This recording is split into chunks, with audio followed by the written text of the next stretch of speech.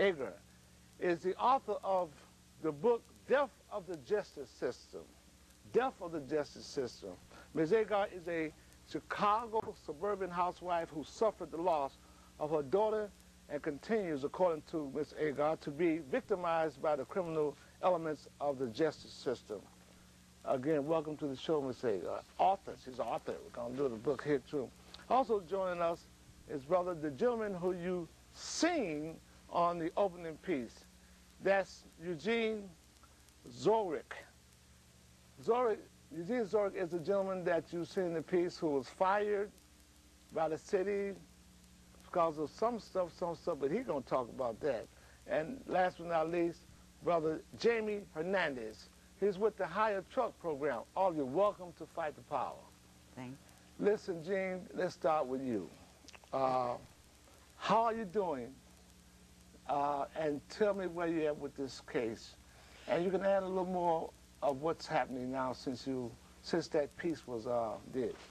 Well, we found a lot more that was going on, and it's not just in Shakman cases, but in all cases where they doctor up everything that's in the courtroom. This was fraud upon the court. The law stayed here, and we've got the rules and everything else that this cannot go on. You must answer the fraud upon the court, and this will open a bigger bag of worms maybe into the death penalty people and hired trucks and everything else what's going on in the courts today.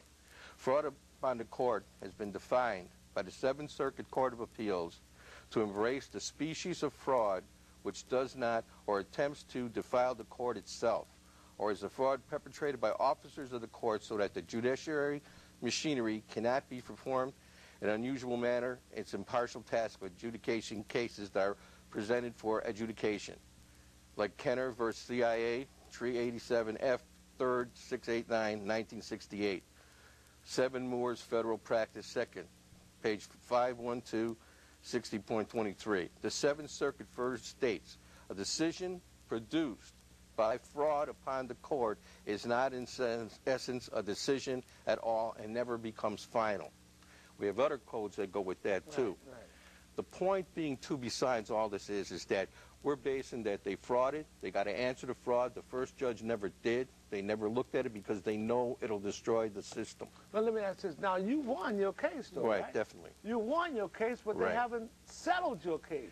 Well, have they settled They gave me the first part. What really happened in this case is we wanted the job back, according to the Shakman. We want everything according to the Shakman. Judge Duff gave me a year. You want to talk about what is Shakman? Right. Judge Duff gave me a year front pay to get better so I can get my job back. What they did is they hid the evidence showing I had a doctor and that they were supposed to pay. Went to the Seventh Circuit and threw that out so I couldn't get well. Okay, now let me ask you this, because time is up. Why were you fired? I was fired for poor performance or breaking down a truck. But according to your evaluation, you was a top cat. Well, that's not. Yeah, that's not even that. I wasn't even work the day it happened. That's what else was bad. The Donald Hubert agency first done these cases. Okay. And when the Hubert's lawyers were up there and they knew I didn't do it, they backed off. That was it. So they left it up to the city to go on with this, and it went too far. Okay. And they figured they could never lose a Shakman case because the rules were so set up that you couldn't beat them in a Shakman. Everybody knows that.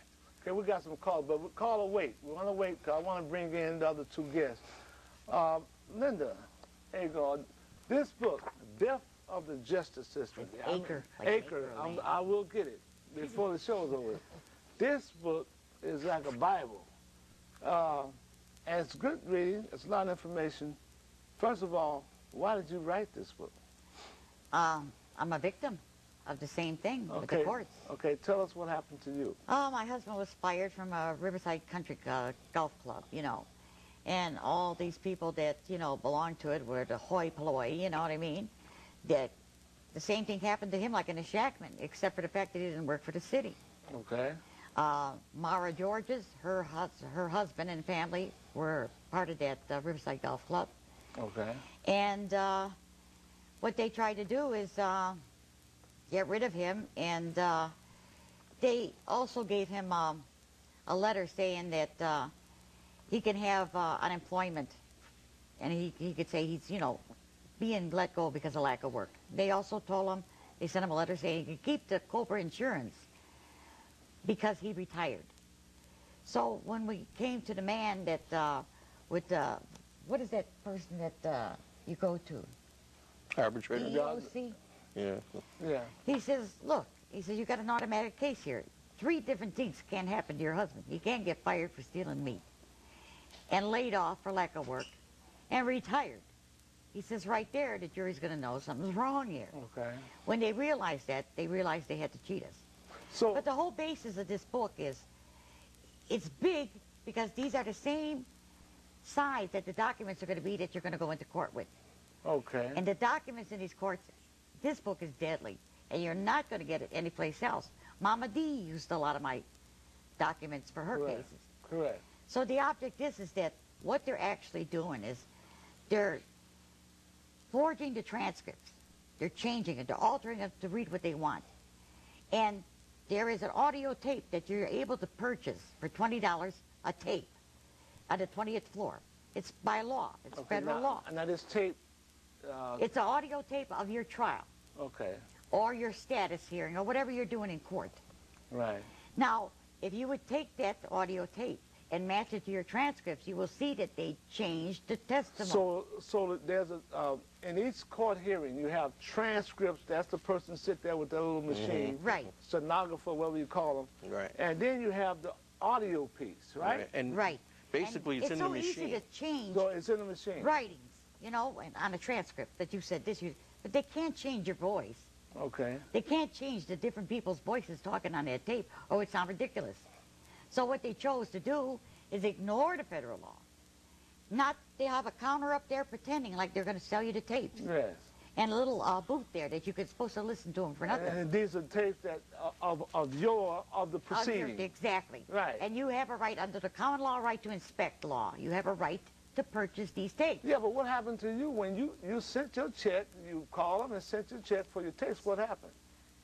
She sent it back to me to check, and she says, this is a court reporter's property. You can't have them. Well, I thought that was a taxpayer's property. Of course it is. Let me bring Mr. James. See, they don't Right. like the Constitution, so they decide to ignore it, and Well, that's exactly what they're doing. Well, they say the Constitution is for people, other people to follow. Oh, yeah, They right. write it, we don't follow it. Mr. Jaime Hernandez, you with the hire truck program. Yes, sir. What you want to bring to this program?